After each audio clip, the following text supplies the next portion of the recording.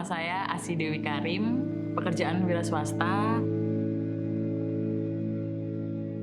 Saya dengan Ruby, saya punya anak 4, 3 perempuan, 1 laki-laki. Aku Debbie, bekerja di industri kreatif, dan ini ibuku. Halo, nama saya Desi. Kegiatan saya sebagai barista di coffee shop.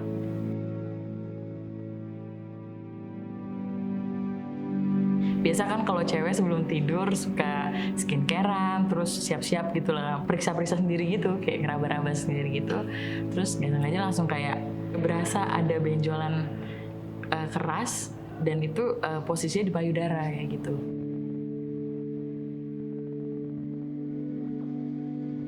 Waktu itu saya diam-diam konsultasi ke dokter, nggak bilang-bilang, kemudian difoto. Nah, hasil foto ronsennya itu ketahuan sama anak saya ini.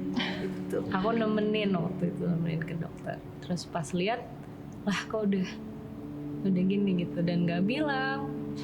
Yang pastinya sedih. Pas mama udah berobat ke puskesmas, dapat rujukan, aku nemenin sih ke rumah sakit besar. Oke, pertama kali tahu itu sebenarnya kayak bener-bener cepet banget. Pas sampai rumah sakit, ketemu dokter, pas dicek, dokter langsung bilang kemungkinan cuma ada 2 gitu, tumor, terus yang kedua adalah kelenjar lemak, harus diobservasi lebih lanjut. Jadi terus aku tanya, berarti jalan satu-satunya operasi, dok? Iya, benar.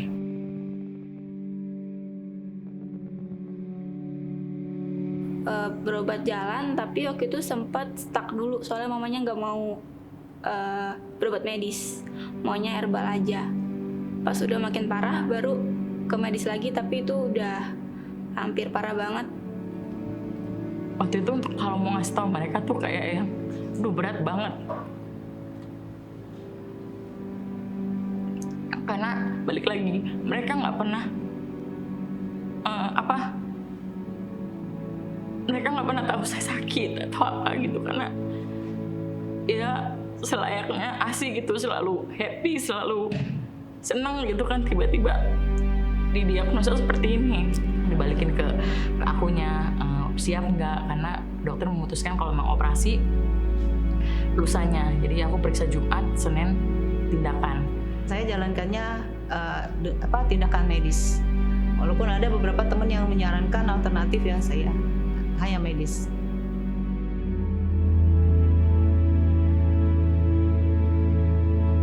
Secara fisik tidak ada yang berubah kan, secara fisik ya. Pada saat itu masih dideteksikan.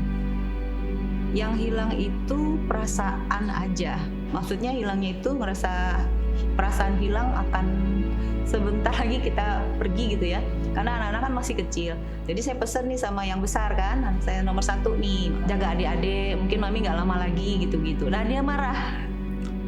Agak kurang semangat pastinya karena badannya udah lemes, sama pastinya agak down gitu. Buat sembuh juga kayak ya udahlah, berobat aja gitu, nggak ada kayak semangat mau sembuh.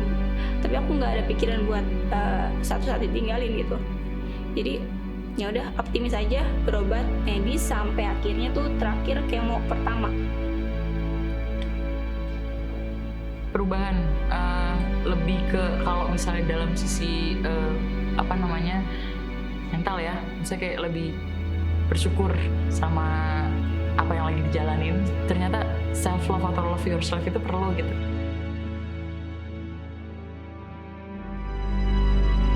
Balik lagi karena punya support system yang begitu luar biasa, terutama keluarga dan sahabat dekat, memotivasi sendiri lah untuk yang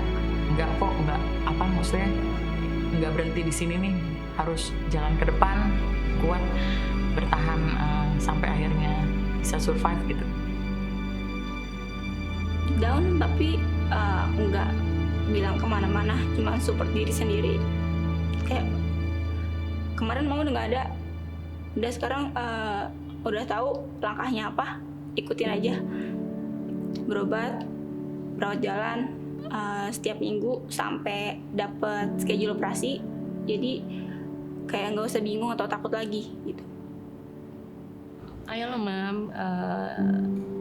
semangat lagi gitu. Mami tuh hebat, dulu mami seperti ini gitu. Aku berusaha. Emotional support sih paling sering yang aku lakuin.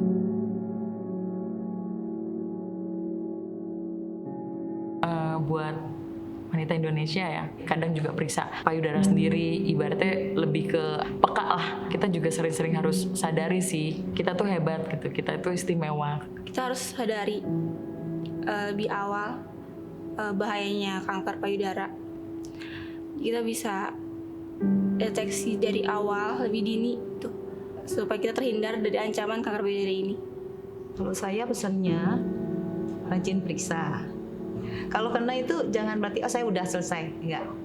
Lakukan aktivitas yang kamu sukai, hobi kamu, jalankan. Menjaga diri itu juga sangat-sangat penting banget gitu. Rajin ngecek.